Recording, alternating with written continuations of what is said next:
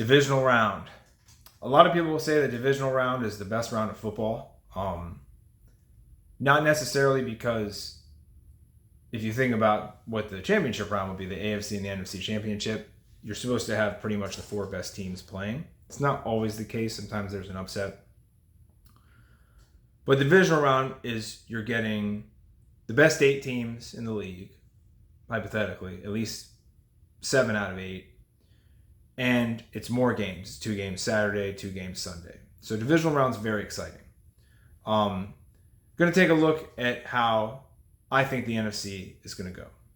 So this video, I'm going to start with the Packers paying a visit to the 49ers. If you look at it from the perspective of history repeating itself or rhyming, the Packers always seem to give the Packers always seem to give the Cowboys problems. The 49ers always seem to give the Packers problems. Just how it works. Does that translate to today? No, not really. But sometimes it seems like history repeats itself.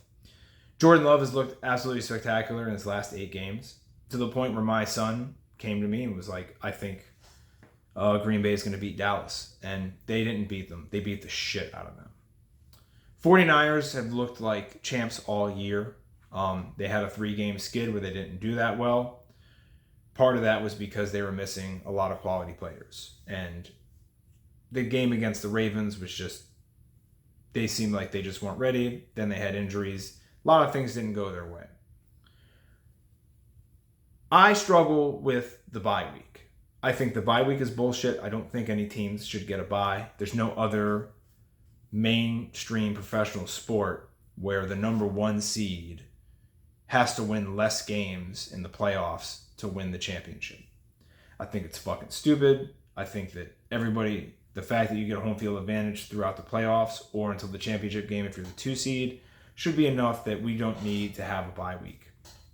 I struggle with it because there's an element of winning because of consistency. Sometimes you'll see guys who fight in the UFC, and if they're consistent, they're getting fights consistently. Volkanovski is one of those guys. They get fights consistently, they tend to have a lot of success, and when you give them too much time, sometimes it doesn't work out. Some teams seem to do better off a bye week. Andy Reid has a very good record coming off of a bye week. Some teams seem to do better pretty much playing it straight through. I think the 49ers do well coming off a bye. Usually I look at a bye and I say, okay, they're going to have at least 1 quarter where the team comes out lethargic. But Shanahan usually has his team ready, and he's got a lot of good leaders on defense. So I don't think that they're going to come out flat. I think they're taking the Packers very seriously. I think that the Packers are at times looked very, very good, and also they looked very bad. They didn't look good at all when they played Tampa. Tampa went into Green Bay and put up, I think, more points than anybody ever had. So there is an element of sometimes they show up, sometimes they don't. And I think that it's going to be one of those games where the 49ers are able to, one, put up a lot of points. When you're up 27-0 right before halftime, you're going to play a little bit different than if it was 20-20 and we've got to go blow for blow. San Francisco's defense is a lot better. Love isn't going to be able to just throw off his back foot and have as much time to make his reads. And I think that eventually, as the game progresses, the 49ers will pull away. It'll be close at first, but they're going to pull away. They'll probably win by 10 points, maybe 13. But if it was a close game, I wouldn't be surprised if the Packers had the upset. I would be a